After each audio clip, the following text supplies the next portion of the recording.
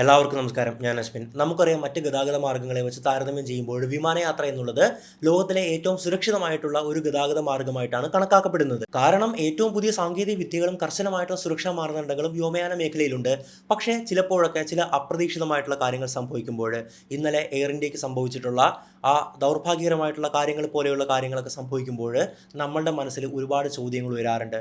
അത്തരം സാഹചര്യങ്ങളിൽ നമ്മൾ യാത്ര ചെയ്യുന്ന വിമാനങ്ങളുടെ സുരക്ഷയെക്കുറിച്ചും അവയുടെ നിർമ്മാണത്തെക്കുറിച്ചും എല്ലാം പുതിയ സംശയങ്ങൾ ഉണ്ടാകുന്നത് വളരെ സ്വാഭാവികമാണ്. ഇന്ന് നമ്മൾ സംസാരിക്കുന്നത് അത്തരത്തിൽ ചില ചോദ്യങ്ങൾ ഉയർത്തുന്ന ഒരു വിഷയത്തെക്കുറിച്ചാണ്. ലോകത്തിലെ ഏറ്റവും വലിയ വിമാന നിർമ്മാതാക്കളിലൊന്നായ ബോയിങ്ങിനെ കുറിച്ചും അവരുടെ വളരെ പ്രശസ്തമായിട്ടുള്ള ഒരു മോഡൽ വിമാനം, അതായത് ഇന്നലെ അപകടത്തിൽപ്പെട്ട എയർ ഇന്ത്യയുടെ വിമാനമുണ്ടല്ലോ 787 ഡ്രീം ലൈനർ, അതിനെ ചുറ്റിപ്പറ്റിയുള്ള ചില സംസാരങ്ങളും സംശയങ്ങളുമാണ് ഇന്ന് നമ്മൾ പരിശോധിക്കുന്നത്. ഇത് ശരിക്കും വലിയ കാര്യങ്ങളാണോ അതോ വെറുതെ ആരെങ്കിലും ഉണ്ടാക്കുന്ന കഥകളാണോ തുടങ്ങിയ കാര്യങ്ങളൊക്കെ. ആദ്യമേ തന്നെ ഒരു കാര്യം പറഞ്ഞോട്ടെ, ഞാൻ ഈ വിഷയം ചർച്ച ചെയ്യുന്നത് കേൾക്കുന്ന ആളുകൾക്കോ അല്ലെങ്കിൽ മറ്റുള്ളവർക്കോ ഒരു തരത്തിലുള്ള പരിഭ്രാന്തിയും ഉണ്ടാകാതെ വളരെ ലളിതമായിട്ട് നമ്മുടെ ഒരു സുഹൃത്തിനോട് സംസാരിക്കുന്ന പോലെയാണ്. ഇവിടെ നമ്മളൊരു പ്രത്യേക അപകടത്തെക്കുറിച്ചോ നിലവിലുള്ള ഏതെങ്കിലും അന്വേഷണത്തെക്കുറിച്ചോ അല്ല സംസാരിക്കുന്നത്. മറിച്ച് വർഷങ്ങളായിട്ട് ബോയിങ്ങിന്റെ മുൻ ജീവനക്കാർ നൽകിയ ചില മുന്നറിയിപ്പുകളെയും അത്തരം മുന്നറിയിപ്പുകൾക്ക് പിന്നിലെ സംശയങ്ങളെയും ഒക്കെ ഒരു കോൺസ്പിറസി കഥ പോലെ മാത്രമാണ് നമ്മൾ പരിശോധിക്കുന്നത്. അതായത് ഒരു ഫിക്ഷണൽ കഥ, ഒരു ബാലരമ കഥ പോലെ മാത്രം പരിശോധിച്ചാൽ മതി. ഇതൊന്നും സത്യമായിട്ട് തെളിയിക്കപ്പെട്ടിട്ടില്ല. അതുകൊണ്ട് തന്നെ ഇതൊരു സംശയങ്ങൾ മാത്രമായിട്ട് കണ്ടുകൊണ്ട് ആ സംശയങ്ങൾ എന്താണെന്ന് നമുക്ക് ഒരുമിച്ച് പരിശോധിക്കാം. ബോയിങ് 787 ഡ്രീം ലൈനർ എന്ന് പറയുമ്പോൾ വിമാനയാത്രയിലെ വലിയൊരു മുന്നേറ്റമായിരുന്നു അത്. 2010കളുടെ തുടക്കത്തിൽ ഇത് പുറത്തിറങ്ങുമ്പോൾ ഇതൊരു ഗെയിം ചേഞ്ചർ ആണെന്നാണ് ആളുകൾ പറഞ്ഞിട്ടുണ്ടായിരുന്നത്. അതായത് വ്യോമയാന വ്യവസായത്തിന്റെ നിയമങ്ങൾ മാറ്റി എഴുതുന്ന ഒരു പുതിയ വിമാനം. എന്താണെന്നോ ഇതിന്റെ പ്രത്യേകത, പരമ്പരാഗതമായ അലൂമിനിയത്തിന് പകരം കാർബൺ ഫൈബർ കോമ്പോസിറ്റ് മെറ്റീരിയലുകൾ ഉപയോഗിച്ചുണ്ടാക്കിയ ആദ്യത്തെ വലിയ വിമാനം, യാത്രാ വിമാനമായിരുന്നു ഇത്. അതുകൊണ്ട് തന്നെ എന്തുണ്ടായി എന്നല്ലേ, വിമാനത്തിന്റെ ഭാരം ഒരുപാട് കുറഞ്ഞു. ഇതുകൊണ്ട് തന്നെ ഇന്ധനം ഗണ്യമായിട്ട് ലാഭിക്കാൻ സാധിക്കുകയാണ്. മുൻപത്തെ വിമാനങ്ങളെക്കാൾ ഏകദേശം 20% ലാഭിക്കാമെന്ന് ബോയിങ് അവകാശപ്പെട്ടിട്ടുണ്ടായിരുന്നു. അപ്പോൾ വിമാന കമ്പനികൾക്ക് ഒരുപാട് സന്തോഷമായി. കാരണം കൂടുതൽ ദൂരത്തേക്ക് നിർത്താതെ പറക്കാം, ലാഭമുണ്ടാക്കുകയും ചെയ്യാം. യാത്രക്കാർക്കും ഈ വിമാനം ഒരുപാട് ഇഷ്ടപ്പെട്ടു. വലിയ ജനലുകൾ, ക്യാബിനിലെ ഈർപ്പം, ശാന്തമായിട്ടുള്ള യാത്ര, ഇതൊക്കെ പുതിയ അനുഭവങ്ങളായിരുന്നു. മൊത്തത്തിൽ ഇത് കാര്യക്ഷമതയുടെയും നൂതനമായിട്ടുള്ള സാങ്കേതിക വിദ്യയുടെയും യാത്രക്കാർക്കുള്ള മികച്ച സൗകര്യങ്ങളുടെയും ഒരു പ്രതീകമായിരുന്നു. പറന്നുയർന്നാൽ ഒരു സ്വപ്നം പോലെ, ഒരു ഡ്രീം പോലെ അനുഭവപ്പെടുമെന്ന് പോലും പലരും പറഞ്ഞു. പക്ഷേ ഈ വിമാനം ഇറങ്ങിയതിനു ശേഷം ചില പ്രശ്നങ്ങളും ഒപ്പമുണ്ടായിരുന്നു. 2013 ഈ വിമാനത്തിലെ ലിഥിയം അയൺ ബാറ്ററിക്ക് തീപിടിക്കുകയാണ്. അതുകൊണ്ട് തന്നെ ലോകമെമ്പാടുമുള്ള എല്ലാ 787 വിമാനങ്ങളും നിലത്തിറക്കേണ്ടി വന്നു. കുറച്ചു കാലത്തേക്ക് നിർത്തിവെക്കേണ്ടി വന്നു. ബോയിങ് ആ പ്രശ്നം ഒരു വിധത്തിൽ പരിഹരിച്ച ശേഷം മാത്രമാണ് വിമാനങ്ങൾ വീണ്ടും പറക്കാൻ തുടങ്ങിയത്. ദശലക്ഷക്കണക്കിന് മണിക്കൂറുകൾ ഈ വിമാനം സുരക്ഷിതമായിട്ട് പറന്നിട്ടുണ്ട്. പിന്നീട് 2019 മുതൽ വിമാനം ഉണ്ടാക്കുന്ന സ്ഥലത്ത്, അതായത് ഉൽപാദന കേന്ദ്രത്തിൽ ചില പ്രശ്നങ്ങൾ ഉണ്ടായെന്നുള്ള വാർത്തകളൊക്കെ വന്നിട്ടുണ്ടായിരുന്നു.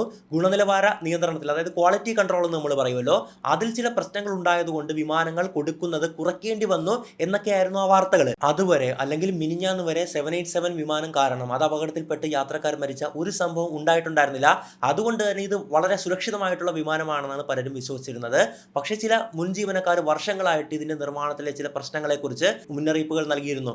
ആ മുന്നറിയിപ്പുകൾ സത്യമാണെങ്കിൽ അത് ശരിക്കും ഒരു ഞെട്ടിക്കുന്ന കാര്യമായിരുന്നു. എന്തായിരുന്നു ആ മുന്നറിയിപ്പുകൾ, ആരായിരുന്നു അതിന് പിന്നിൽ ഒക്കെ നമുക്ക് നോക്കാം. അതായത് ബോയിങ് കമ്പനിയുടെ ഉള്ളിൽ നിന്ന് തന്നെ ചിലർ ഈ ഡ്രീം ലൈനർ വിമാനത്തിന്റെ സുരക്ഷയെക്കുറിച്ച് വർഷങ്ങൾക്ക് മുമ്പ് തന്നെ പല സംശയങ്ങൾ ഉന്നയിച്ചിരുന്നു. അതിൽ ഏറ്റവും പ്രധാനപ്പെട്ട പേരാണ് ജോൺ ബാർണറ്റ്. ബോയിങ്ങിൽ 32 വർഷം ജോലി ചെയ്ത ഒരാളാണ് അദ്ദേഹം. അതിൽ 7 വർഷവും ബോയിങ്ങിന്റെ 787 വിമാനം, അതായത് ഇപ്പോൾ അപകടത്തിൽപ്പെട്ട വിമാനമുണ്ടല്ലോ, അതുണ്ടാക്കുന്ന സൗത്ത് കരോളിനയിലെ പ്ലാന്റിലായിരുന്നു അദ്ദേഹം ജോലി ചെയ്തിട്ടുണ്ടായിരുന്നത്. അവിടെ അദ്ദേഹം ഒരു ക്വാളിറ്റി മാനേജർ ആയിരുന്നു. ബോയിങ്ങിന്റെ ചരിത്രത്തിലും പെരുമയിലും ഒരുപാട് അഭിമാനിച്ചിരുന്ന ഒരാളായിരുന്നു ജോൺ ബാർണറ്റ് എന്നുള്ളത്. പക്ഷേ ഈ പ്ലാന്റിൽ അദ്ദേഹം കണ്ട ചില കാര്യങ്ങൾ അദ്ദേഹത്തെ വല്ലാതെ അസ്വസ്ഥനാക്കിയാണ്. അതായത് എങ്ങനെയെങ്കിലും വേഗത്തിൽ വിമാനങ്ങൾ ഉണ്ടാക്കി വിറ്റഴിക്കാൻ വേണ്ടി നിർമ്മാണത്തിൽ ചില കുറുക്ക് വഴികൾ ഉപയോഗിക്കുന്നുണ്ടെന്നും ഇത് യാത്രക്കാരുടെ സുരക്ഷയ്ക്ക് വലിയ അപകടം ഉണ്ടാക്കുമെന്നും അദ്ദേഹത്തിന് തോന്നുകയാണ്.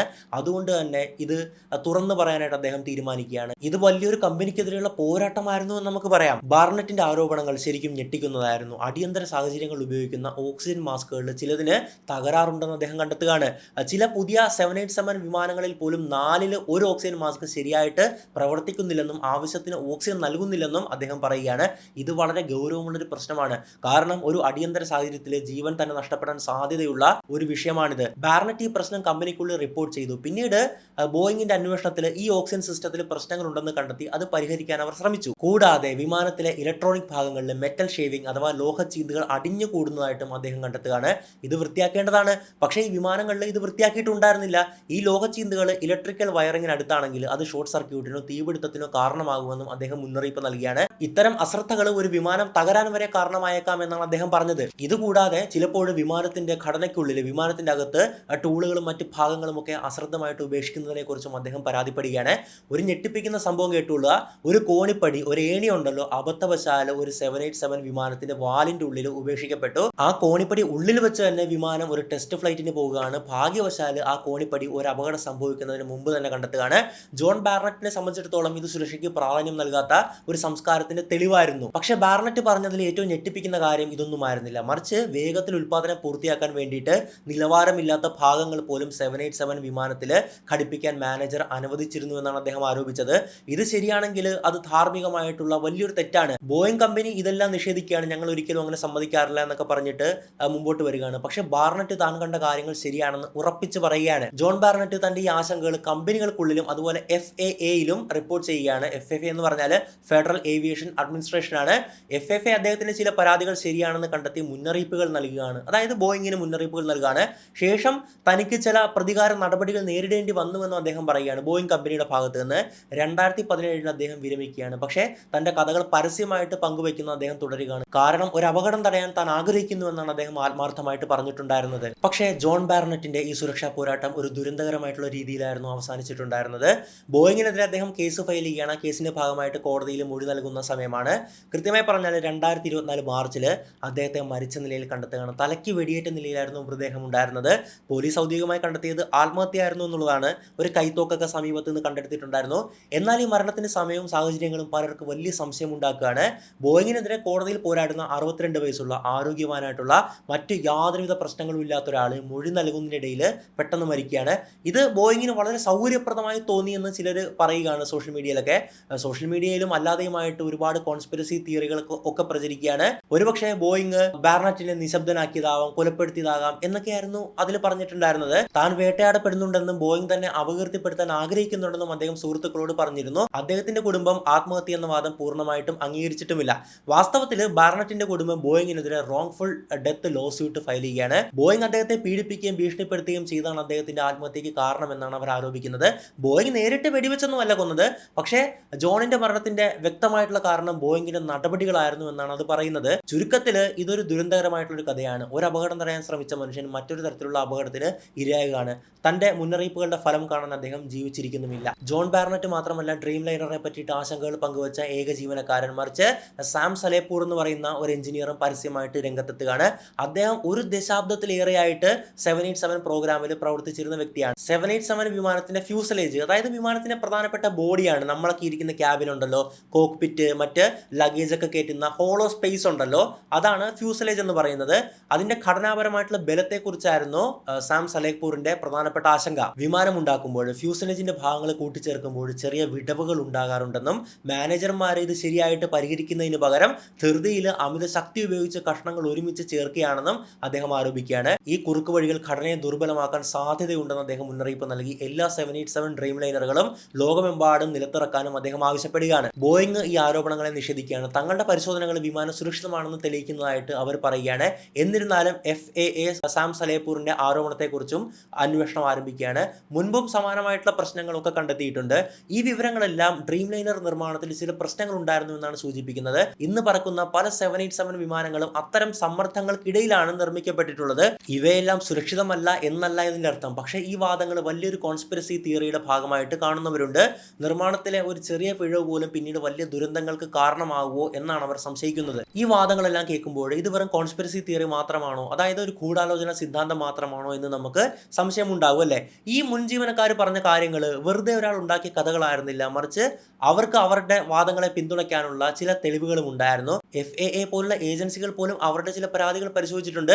അതുകൊണ്ട് ഇത് വെറും കിംവദന്തികളാണെന്ന് പൂർണ്ണമായിട്ട് തള്ളിക്കളയാനും കഴിയില്ല. പക്ഷേ ഒരു മുൻ ജീവനക്കാരൻ പറഞ്ഞതുകൊണ്ട് മാത്രം അത് പൂർണ്ണമായിട്ടും സത്യമാകണമെന്നില്ല. നമുക്ക് ഏറ്റവും നല്ലൊരു ഉദാഹരണം നോക്കാം. നാസയുടെ Apollo moon mission, moon landing അറിയാലോ, ചന്ദ്രനിൽ ഇറങ്ങിയതല്ലേ, അതൊരു തട്ടിപ്പായിരുന്നു എന്ന് ഒരുപാട് പേര് പറഞ്ഞിട്ടുണ്ട്. പ്രത്യേകിച്ച് ബിൽ ക്ലൈസിംഗ് എന്ന് പറയുന്ന ഒരു മുൻ നാസ ജീവനക്കാരൻ ഈ വാദം ഒരുപാട് വർഷങ്ങളോളം ഉന്നയിച്ചിരുന്നു. തന്റെ മരണം വരെ, അതായത് ഏകദേശം 30 വർഷത്തോളം അദ്ദേഹം പറഞ്ഞുകൊണ്ടിരുന്നത് അപ്പോളോ ലാൻഡിംഗ് ഒരു കെട്ടിച്ചമച്ച കഥയാണെന്നും സ്റ്റുഡിയോയിൽ ചിത്രീകരിച്ചത് ആണെന്നുമുള്ളതായിരുന്നു. ഇൻസൈഡ് നോളജ് അഥവാ ഉള്ളിൽ നിന്നുള്ള വിവരം തനിക്കുണ്ടെന്നും ഒക്കെ അദ്ദേഹം അവകാശപ്പെടുകയാണ്. പക്ഷേ നമുക്കറിയാം മൂൺ ലാൻഡിംഗ് കള്ളമാണെന്നുള്ള വാദങ്ങൾ പിന്നീട് ശക്തമായിട്ടുള്ള തെളിവുകളാൽ നിരാകരിക്കപ്പെട്ടിട്ടുണ്ട്. ആയിരക്കണക്കിന് സത്യസന്ധരായിട്ടുള്ള നാസ ജീവനക്കാരുടെയും ഒരുപാട് ശാസ്ത്രീയ തെളിവുകളുടെയും അടിസ്ഥാനത്തിൽ അത് യാഥാർത്ഥ്യമായിരുന്നോ എന്ന് തെളിയിക്കപ്പെട്ടിട്ടുള്ള കാര്യം തന്നെയാണ്. എന്നിട്ടും ചിലർ ഇതിനെ ഒരു കോൺസ്പിറസി തിയറി എന്നാണ് വിശ്വസിക്കുന്നത്. ഈ ഉദാഹരണം ചിന്തിക്കാൻ വേണ്ടി മാത്രം പറഞ്ഞതാണ്. ഒരു വിസിൽ ബ്ലോവർ പറഞ്ഞതുകൊണ്ട് മാത്രം ഒരു സംഭവം പൂർണ്ണമായിട്ടും സത്യമാകണമെന്നില്ല. മനുഷ്യർക്ക് തെറ്റ് പറ്റാം, അല്ലെങ്കിൽ അവർക്ക് അവരുടേതായിട്ടുള്ള ചില മുൻവിധികളും ഉണ്ടാകാം. പക്ഷേ ബോയിങ് ഡ്രീം ലൈനറുടെ കാര്യത്തിൽ ബാർനറ്റും സലേപൂറും നൽകിയ ആ വിവരങ്ങൾക്ക് ചില അടിസ്ഥാനമുണ്ട്. FAA പോലും ചില പ്രശ്നങ്ങൾ അംഗീകരിച്ചിട്ടുമുണ്ട്. അതുകൊണ്ട് തന്നെ അവരുടെ മുന്നറിയിപ്പുകളെ പൂർണ്ണമായിട്ടും നമുക്ക് തള്ളിക്കളയാൻ സാധിക്കില്ല. ഒരു അപകടം നടക്കുമ്പോൾ എപ്പോഴും ഒരുപാട് കുറ്റപ്പെടുത്തലുകൾ ഉണ്ടാകാം. ബോയിങ് അവരുടെ വിമാനത്തിന്റെ പേര് സംരക്ഷിക്കാൻ ശ്രമിക്കും. അതുപോലെ തന്നെ വിമാന കമ്പനികളും അങ്ങനെ തന്നെയാണ് ചെയ്യുന്നത്. ഈ ചോദ്യങ്ങളെല്ലാം ചോദിക്കപ്പെടണം. ഒരു സാധ്യതയും നമ്മൾ തള്ളിക്കളയാൻ പാടില്ല. ഈ സാഹചര്യത്തിൽ ബോയിങ് തെളിവില്ലാതെ ഒരു നിഗമനത്തിൽ എത്തുകയാണെങ്കിൽ പലർക്കും സംശയമുണ്ടാവും. പലപ്പോഴും വലിയ കമ്പനികളുടെ കുറ്റം മറ്റുള്ളവരുടെ തലയിലേക്ക് കെട്ടിവെക്കാൻ ശ്രമിക്കാറുമുണ്ട്. അതുകൊണ്ട് തന്നെ അന്വേഷണം നിഷ്പക്ഷമായിരിക്കുമെന്ന് നമുക്ക് പ്രതീക്ഷിക്കാം. യാതൊരു വ്യതിചലനവും ഇല്ലാതെ കൃത്യമായിട്ടുള്ള ഒരു നിഗമനത്തിൽ നമ്മൾ എത്തുകയും വേണം. ബ്ലാക്ക് ബോക്സ് ഒരുപാട് ഡാറ്റ നൽകും. അതുപോലെ തന്നെ തകർന്ന വിമാനത്തിന്റെ മറ്റ് പാർട്ടുകളൊക്കെ പരിശോധിച്ചുകൊണ്ട് എന്താണ് പിഴവ് സംഭവിച്ചിട്ടുള്ളത് നമ്മളുടെ വിദഗ്ധർ കണ്ടെത്തും. ഒരുപക്ഷെ ഒരു ചെറിയ നിർമ്മാണ തകരാറും ഒരു അപ്രതീക്ഷിത സമ്മർദ്ദവും ഒരുമിച്ച് തകരാറിന് കാരണമാകാം, അല്ലെങ്കിൽ അങ്ങനെ അല്ലായിരിക്കാം. നമുക്ക് ഇപ്പോൾ ഒരിക്കലും ഒരു നിഗമനത്തിലും എത്താൻ കഴിയില്ല എന്നുള്ളതാണ് ഇവിടെ നമ്മൾ മനസ്സിലാക്കേണ്ടത്. പക്ഷേ ഒരു ദുരന്തത്തിൽ ജീവൻ നഷ്ടപ്പെട്ടവർക്ക് ഒരു കണ്ടെത്തലും അവരെ ജീവിതത്തിലേക്ക് തിരികെ കൊണ്ടുവരില്ല. പക്ഷേ കാരണം അറിയുന്നത് കുറഞ്ഞ പക്ഷം ഒരു നീതിബോധം നൽകുകയും മറ്റു കുടുംബങ്ങൾക്ക് നമ്മൾക്ക് ഇതേ വിധി ഭാവിയിൽ സംഭവിക്കുന്നത് തടയാൻ സഹായിക്കുകയും ചെയ്യും. യാത്രക്കാരായ നമ്മൾക്ക് എപ്പോഴും സുരക്ഷിതമായിട്ടുള്ള ആകാശയാത്ര ഉറപ്പാക്കാൻ ഇത്തരം സുരക്ഷാ മുന്നറിയിപ്പുകളെയും സത്യസന്ധമായിട്ടുള്ള അന്വേഷണങ്ങളെയും നമ്മൾ പിന്തുണയ്ക്കണം. ലാഭത്തെക്കാളും പ്രതിച്ഛായക്കാളും സത്യത്തിന് വില നൽകുമ്പോഴാണ് ആകാശങ്ങൾ ഏറ്റവും സുരക്ഷിതമാകുന്നത്. യാത്രക്കാരെന്ന നിലയിലും പൗരനെന്ന നിലയിലും നമ്മളിത് ആവശ്യപ്പെട്ടുകൊണ്ടേയിരിക്കണം. എന്തായാലും ഇന്നലെ സംഭവിച്ച വിമാന ദുരന്തത്തിൽ ജീവൻ നഷ്ടപ്പെട്ടവർക്ക് അവരെക്കുറിച്ച് ഒരു നിമിഷം നമുക്ക് മനസ്സിലോർക്കാം, അവർക്ക് വേണ്ടി പ്രാർത്ഥിക്കാം. സത്യസന്ധമായിട്ടുള്ള സമഗ്രമായിട്ടുള്ള ഒരു അന്വേഷണത്തെ നമുക്ക് പിന്തുണയ്ക്കാം. സത്യത്തിലൂടെയും ഉത്തരവാദിത്തത്തിലൂടെയും മാത്രമേ നമുക്ക് എല്ലാവർക്കും സുരക്ഷിതമായിട്ടുള്ള ആകാശങ്ങൾ ഉറപ്പാക്കാൻ കഴിയൂ. സുരക്ഷിതമായിരിക്കുക, ശ്രദ്ധിക്കുക. എന്തായാലും മറ്റൊരു വീഡിയോയിൽ മറ്റൊരു വിഷയമായിട്ട് നമുക്ക് വീണ്ടും കാണാം. It's me Ashwin Madappally signing out.